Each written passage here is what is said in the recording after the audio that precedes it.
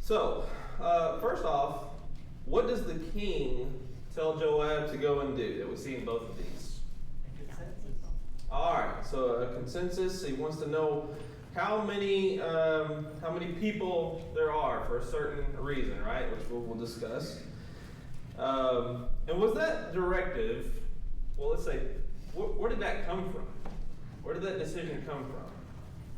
David's own decision. God. Okay, so it was David's decision. In 2 Samuel, we see that it was incited by God. In 1 Chronicles, we see then Satan stood against Israel and incited David. Does that confuse anybody? Yes. I'm not alone. Either case.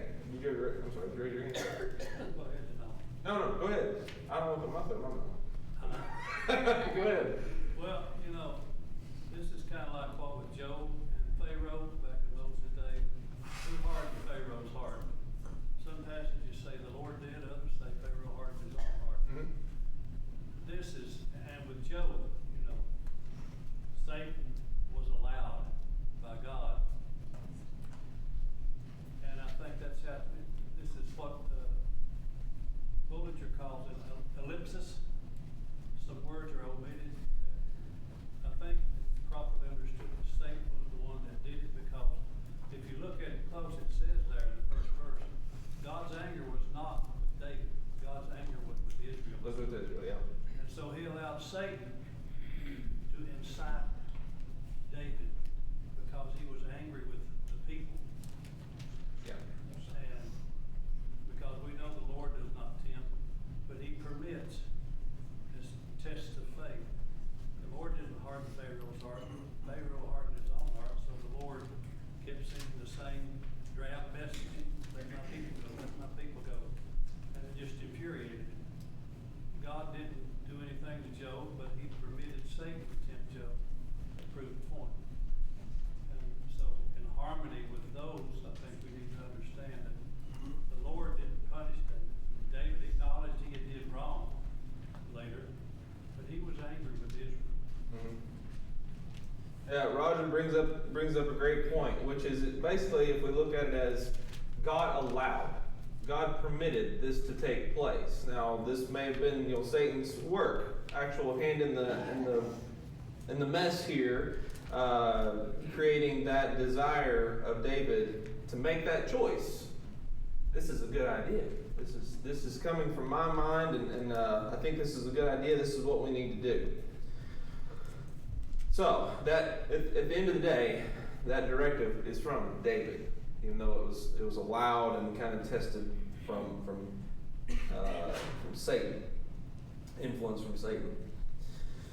All right, and then of course, how did God feel about that? Yeah, displeased, not happy with this decision. Now I had us read through verse 3 because question number 2 touches on this. What was the initial response of Joab? He was against it. Against it. Now, isn't that interesting? Yeah. We already discussed Joab at length, so we're not going to rehash all that. But we did know that we discussed that Joab was a faithful guy. He had belief in God. And I even wonder if maybe Joab was thinking, being a military planner, if he was kind of thinking ahead of what this would lead to. Not just in the moment of where David was probably at, but where's this going to go? What is this going to bring back on us? Let's discuss that more here in just a minute. But what does Joab wind up doing? As we read, let's look at the 2 Samuel 4-8. And these are all paralleled in the Chronicles. But we'll look at the 2 Samuel 24. Write that down. No, 21, I'm sorry. 21, 4-8. Oh, I got 24. 24. Is it 24? Oh, I'm in Chronicles. I pulled a code. All right. So 2 Samuel 24, 4-8. Somebody read that for me. Nevertheless, the king's word prevailed against Joab and against the captains of the army. Therefore Joab and the captains of the army went out from the presence of the king to count the people of Israel. And they crossed over the Jordan and camped in Aroer on the right side of the town, which is in the midst of the ravine of Gad toward Jazer. And they came to Gilead into the land of Tatim Anchi, and they came to Dan John and came to Sidon. And they came to the stronghold of Tyre and all the cities of the Hivites and the Canaanites, and they came to the south, and they went out to South Judah as far as Beersheba. And when they had gone through all the land, they came to Jerusalem at the end of 9 months and 20 days. And Joab gave the sum of the number of the people to the king, and they were in Israel 800,000 valiant men who drew the sword, and the men of Judah were 500,000 men. Okay, I do want to bring up one thing from the Chronicles passage on that count. In 1 Chronicles 21, verse 5, when Joab gave the sum, notice there's a little variation here. So the 2 Samuel said 800,000 men in Israel. The 1 Chronicles passage says 1.1 million men who drew the sword. And in Judah, where in 2 Samuel was 500,000, in 1 Chronicles is 470,000 who drew the sword. And then verse 6, though, mentions he did not include Levi and Benjamin in the numbering, for the king's command was abhorrent to Joab. So do want to bring that out for discussion as well. So obviously this answers the question of what did Joab wind up doing? Is he wound up doing the consensus because this was the king's command, right? But what did he fudge a little bit there? The numbers. Yeah, he wasn't happy with this. I feel like he knew this wasn't for a good reason. So I'll do this enough for this to make sense. But at the end of the day, I'm gonna lean on my own understanding to an extent, just like we talked like he would, because he didn't like it. I did come across. Let's see here. Oh. Well, let's discuss this. In the 2 Samuel passage where it says, or maybe it was Chronicles, I'm sorry. But when he reminds David that these are your servants, there's no need to do this count, and why would you place this guilt on Israel? Why would you place this guilt on Israel? What does that question mean?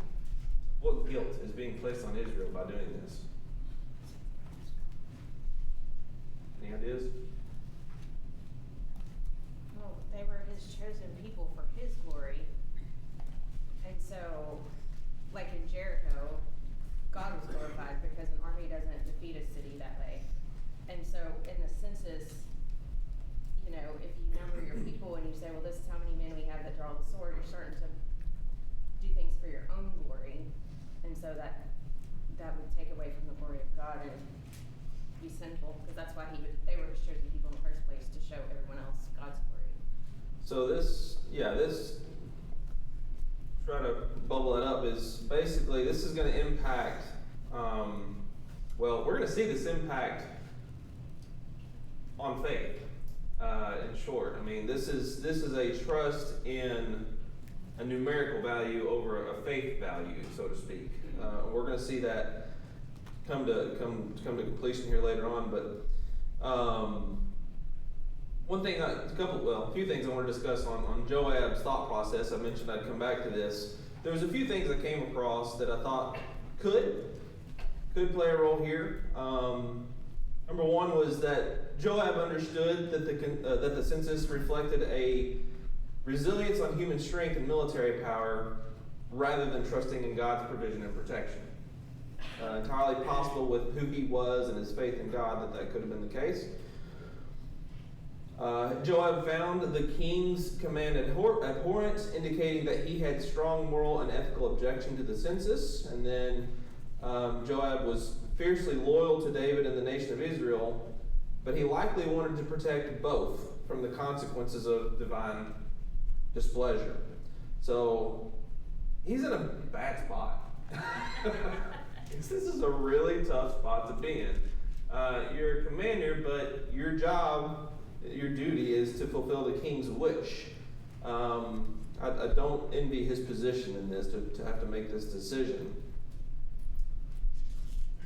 Any more thoughts on his position or thoughts on Joab up to this point? Okay. The counting, I mean, God had required Moses to do a counting. So it wasn't wrong if God was in charge. Right, yeah. But when David did it on his own and didn't consult God, and that started the problem. Yeah. And, but in Exodus, I guess it's 20 and verse 7, it talks about the counting, and it has been done before, but it had to be done for proper reasons, and God had to be in charge. Yeah, that's a great point. So that just kind of, I'm sorry, Exodus 30 and verse 12. yeah, Exodus 30 verse 12. Yeah. Third verse there says, when you take the census, this is the Lord speaking to Moses. When you take the census of the children of Israel for their number, then every man shall give a ransom for himself to the Lord. When you number them, then there will be no plague among them when you number them. So there was a process there that God was giving Moses to do this census. So we have a totally different picture there, where God is requiring a census of Moses, but here it's obvious, it's apparent. This census is for the wrong reason. There's a heart issue here, there's a faith issue here, a pride issue here, whatever you want to call it, coming into play, and it's going to cause some problems that we're going to see. Luke, I liked Joab's answer. God will multiply by 100 times sometime during your life. Why do you need these numbers? Yeah. He was looking at God more than David. Yeah. Well, there's just logic in general within that. You know, we look at how successful we are under God. Yes. We're already growing. We're heading in the right direction. What good is this really going to do us? Yeah, that's a great point, Carol. All right. So question 3, we've already discussed the first part of that. How does God feel about the census? But how does God's reaction make David feel? And who was sent to David after this sin? In 2 Samuel 24 and verse 10, we see an interesting turn of events. It says, but David's heart struck him after he had numbered the people, and David said to the Lord, I have sinned greatly in what I have done. But now, O Lord, please take away the iniquity of your servant, for I have done very foolishly. Isn't that interesting? He was so gung-ho to get this census done, to the point that he didn't even listen to his commanding officer. He put that to the side, went ahead and pursued it, and then as soon as it's done, realizes I've done wrong. Story of our life, right? This is sin. You know it's wrong, and then you do it, and then after it's done, guilt. I have done wrong. But one thing we can always appreciate about David is that phrase, I have sinned. His recognition of his faults and his admitting of his faults when he does those things. He doesn't ever try to point the finger or shove it off. He realizes this one's on me. All these are on me. And then, hold on. Before we get to that, sorry. God being upset. We've already hit all around this, but let's just kind of discuss some points of God being upset with David's census. A few notes I came across this. Feel free to intervene. One was bring in your thoughts. The census was seen as an act of pride and a reliance on military strength rather than trusting in God's protection and provision. By counting his troops, David was implicitly placing his confidence in his own resources instead of God's power.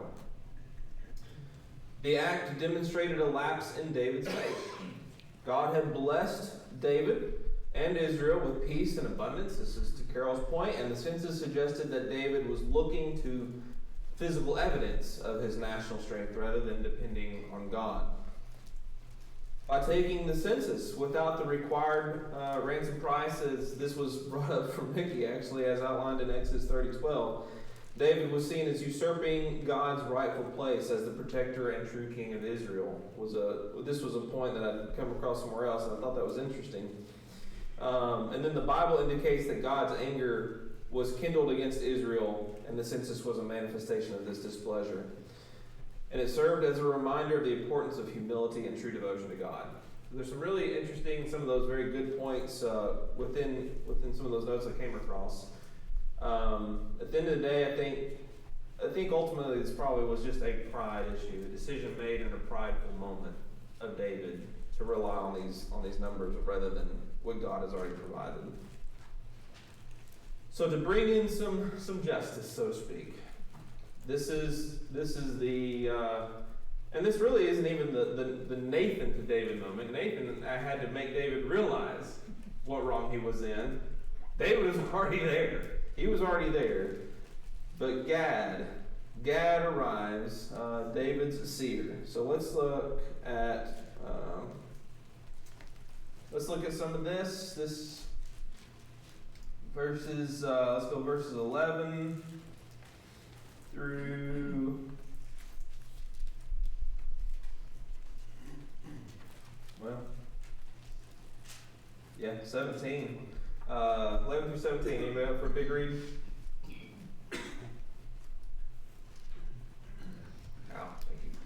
When David arose in the morning, the word of the Lord came to the prophet Gad, David's seer, saying, Go and speak to David. Thus the Lord says, I am offering you 3 things. Choose for yourself one of them, which I will do to you. So Gad came to David and told him, and said to him, Shall 7 years of famine come to you in your land? Or will you flee 3 months before your foes while they pursue you? Or shall there be 3 days pestilence in your land? Now consider, and see what answer I shall return to him who sent me. Then David said to Gad, I am in great distress. Let us now fall into the hand of the Lord, for his mercies are great. But do not let me fall into the hand of man. So the Lord sent a pestilence upon Israel from the morning until the appointed time, and 70,000 men of the people from Dan to Beersheba died. When the angel stretched out his hand towards Jerusalem to destroy it, the Lord relented from the calamity, and said to the angel who destroyed the people, It is enough. Now relax your hand. And the angel of the Lord was by the threshing floor of Araunah the Jebusite. And David spoke to the Lord when he saw the angel who was striking down the people, and said, Behold, it is I who have sinned. It is I who have done wrong. But these sheep, what have they done? Please let your hand be against me and against my father's house. Okay. Let's first consider something here. Obviously, Gad is a reliable man. Otherwise, the Lord wouldn't have continued to work through him to bring these messages to David. And he's been with David, I think, for quite a while. There's really not much evidence as to how long, per se, previous to David fleeing from Saul, but I would take it that Gad's been around and nearby for quite some time now. So there's 2 things coming into play, I feel like. Number 1, that God can rely on Gad. And 2, David relies on Gad. And Gad doesn't fudge anything with the sentence here, so to speak, or with the options rather. And I think it's a really interesting thing that he's given these 3 options. They're all bad options. None of these sound great, but each of them kind of carry a different weight. Ultimately, they all hurt the same. He's already hurting, but this is still a message, I think, still even to Israel itself, right? So, 3 options: 3 years of famine, 3 months of enemies, 3 months fleeing from enemies, or 3 days of pestilence. In all cases, what number shows up? 3, right? Does that carry any weight to it? You think? Shortest period of time. Huh? Shortest period of time. Shortest period of time. You can get deep in the waters on that if you look this up. There's definitely some interesting thoughts behind this, but in each of these options, like I said, there's kind of a different weight, different aspect of God's justice and mercy. The famine and the plague, they're kind of direct acts of God, while fleeing from enemies involves a human agent. And there was a note that said, this kind of shows that God's judgment can come through various means, but his mercy is also evident as David is given a choice. And then David's sin of conducting a census was seen as an act of pride and lack of trust in God, which we already discussed, but the choices forced David to confront the consequences of his action and to repent. What's interesting is the decision he makes is to choose the plague, the pestilence, which places the outcome directly in whose hands? Human agents or God? This places the punishment in God's hands, which shows what? What could that show? David's faith in God. David's Will faith be in just. God, right?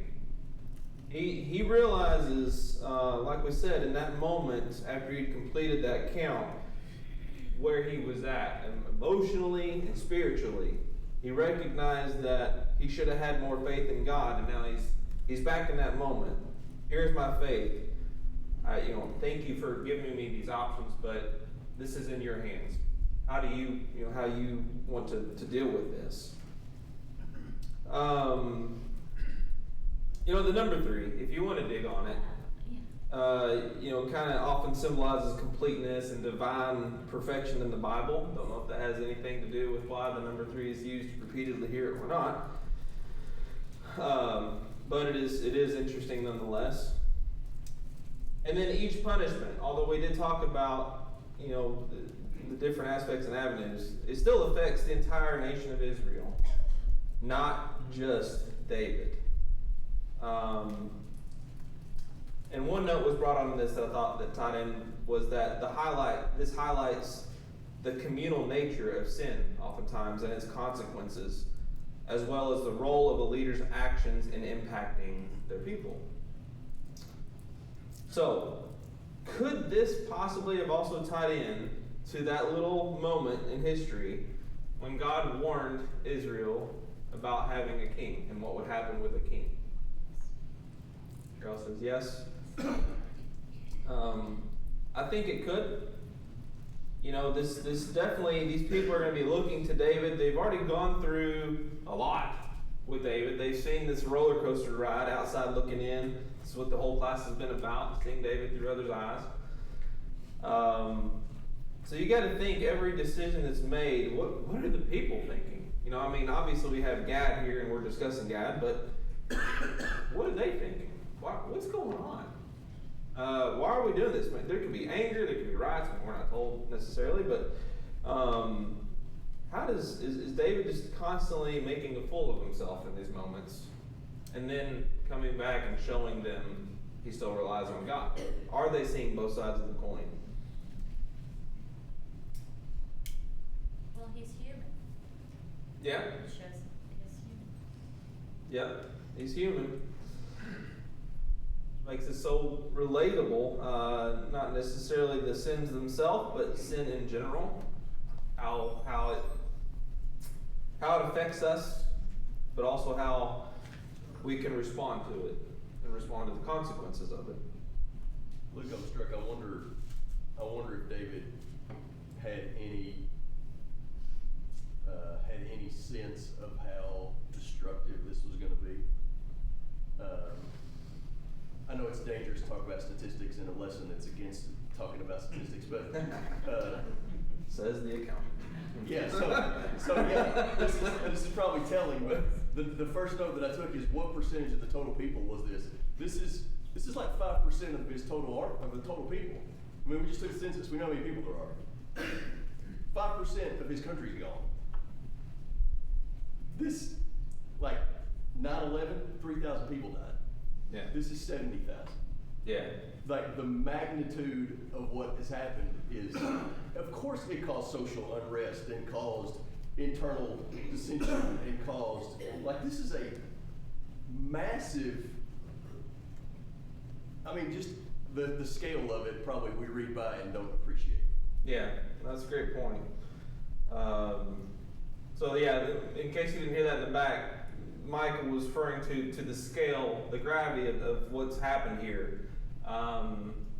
The 70,000 people that died is no just overlooking matter.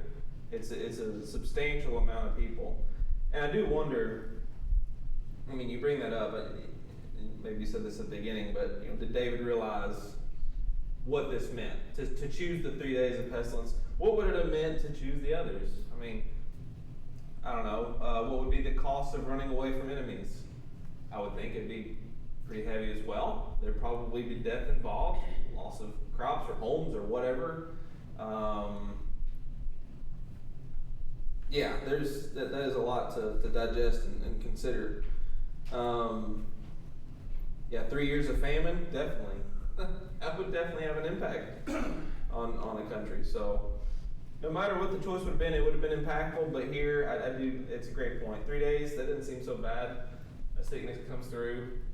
Our modern day hush word of COVID, you know, and we think about that coming in initially and what that did and how much that impacted the nation. But this is a bad deal. Carol? Luke, in the first verse, it says God's anger was incited against Israel. We don't know what Israel, the people, have done. And then on top of that, here's David counting them all for pride's sake. So the people suffered too, but I think God was justified. You think that God was justified? I know God's already justified. Thank you, Luke. I'll give you our time. I'm sitting over here feeling sorry for all these people that died, and I'm thinking, whoa, because of David's pride. But then, you know, I go back to that first one where they had done something against God themselves. Yeah. So God does punish justifiably. Yes. Yeah, those people had an underlying condition that God wanted to get rid of it. Yeah, right. Yeah. We're not going into that. I'm not touching that with a 20-foot pole. And we don't know that the 70,000, you know, whenever Korah rebelled, it was the families of the ones who rebelled that were Yes. destroyed, and so the 70,000, you know, that might not have been part of the underlying cause that, you know, it's these people, this faction over here that has led to some of this. And so was it truly 70,000 innocent people that died, or was it part of the leaven in the lump of dough, so to speak? Yeah, that's a good point as well. Well, whatever the case, when we got to verse 17, David speaks up. I know we already read this. Let's read it again, though. David spoke to the Lord when he saw the angel who was striking the people, and said, "Behold, I have sinned, and I have done wickedly. But these sheep, what have they done? Please let your hand be against me and against my father's house." This is hitting him like a ton of bricks. Like Michael was saying, this is a massive deal, and David's having to witness this. This is a result of my decisions as a leader. This is what's happening to my people, who kind of in this moment, he is probably in a way referring to them as the innocent, right? These innocent folks. When I made this decision, this impact should be on me. We can appreciate that as a leader, as someone who has recognized that this was my fault. I'm going to take the blame for it.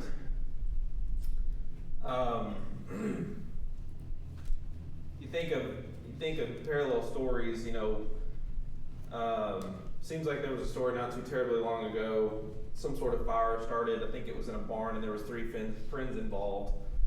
And when they were approached about it, nobody wanted to fess up to it, right? And then there was one friend that stepped forward and said, "I threw the match. It was me. I lit the fire." The other 2 friends got to go free of any charges because they didn't light the fire. They didn't start the fire. All because one spoke up. you know, with your kids, if you have kids, I don't know if you've ever run into the situation where something goes wrong and you bring them all in and you say, which one of you knocked over the lamp or whatever. No, everyone's pointing fingers at someone else. I don't know what y'all do. Everybody gets a spanking in our house. That's how it was in my house. Everybody got a spanking growing up. But you know, at moments you'll have the one that says that was on me. That was my fault. And if you're a parent, and if you've ever heard that, it puts a different feeling in your heart. You know, you're at that point of, okay, there's still consequences, but thank you for your honesty. The others are free to go.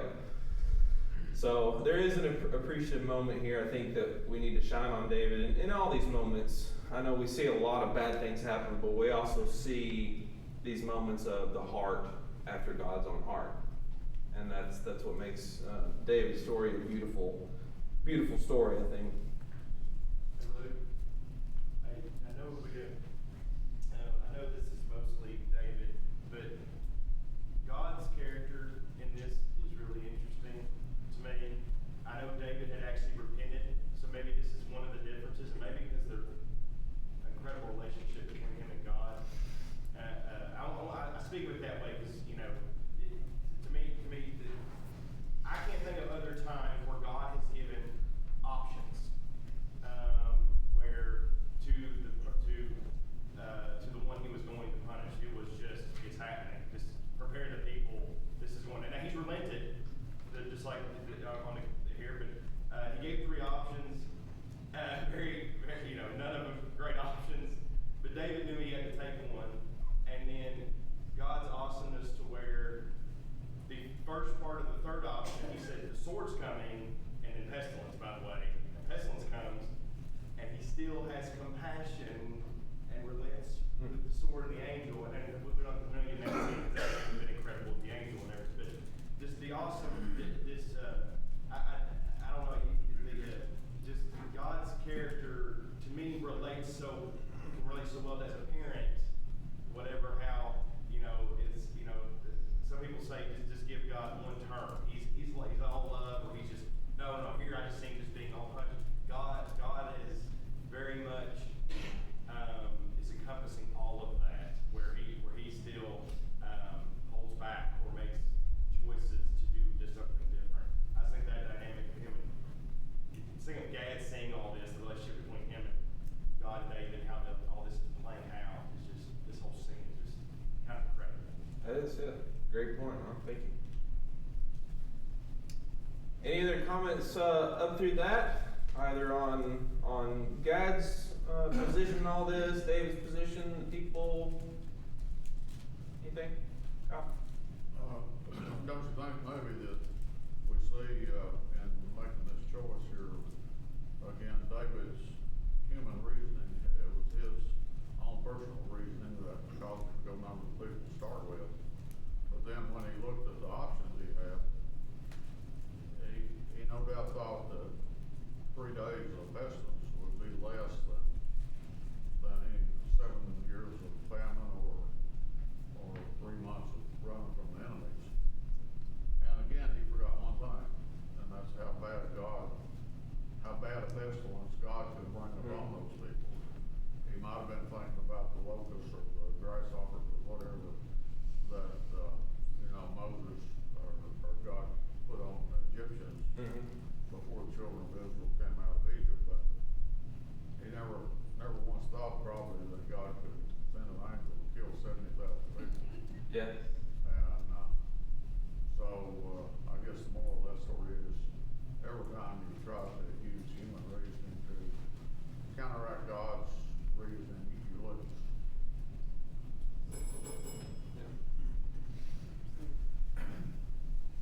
Chapter 21 mentions that they are in a famine in that chapter. It goes on for 3 years. I don't know that we can find anywhere between 21 and 24 that the famine has come to an end. It could be that after the numbering of the people, however long that took, the consequences, well, you tack 3 more years onto the famine that you're already in. But when David lays all that, there is a sense where only one of those is on him directly. Now, will Israel suffer from their king being pursued and fleeing from his enemies? Yeah, there's going to be oppression from that. But David, at the start of this, seems to pick the one that is easiest on him and brings everybody in to the punishment, which is, Carol has pointed out, God is mad at Israel. David, I don't know, is privy to that. I don't know that he knows that information, but he is judging Israel. He's bringing a judgment on Israel through all of this. But at the end of this account, David, still likely not being aware that this has happened not just because he's numbered the people, but it's happened because God is angry with Israel. Has this change where he's no longer wanting to try to avoid any pain for himself, and basically says, put all the punishment on me. And in that, even though it's not a direct one-to-one, it is a picture of Christ, who bears the punishment for us upon himself. Good points, thank you. So, with all this being said, do statistics influence faith and thinking? I think we see this a lot. I mean, this is probably where you get a lot of your mega churches. You know, when people hear you have 5 or 10,000 people going to church, and they're like, I want to be a part of that. That sounds really cool. Or even if we just look in the Bible, we see some pretty amazing events where very few numbers took care of very many numbers. Think of the Gideon's 300, what they were able to accomplish. Why were they able to accomplish that? It's through God. They had their faith in God, and God took care of that.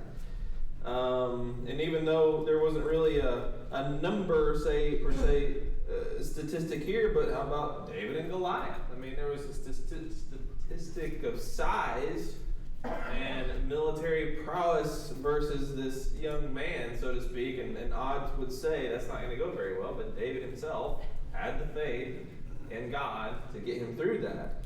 So we see an opposite kind of role there, where David was in the right spot with that. So there's definitely, I think we can see how statistics will influence faith and thinking. We were talking about, these punishments. What would be the intention of these punishments? Obviously, there are consequences, but what do consequences from God often do to us? Brings us to our senses. Okay, brings us to our senses. It humbles us, right? Yes. To repentance, yeah.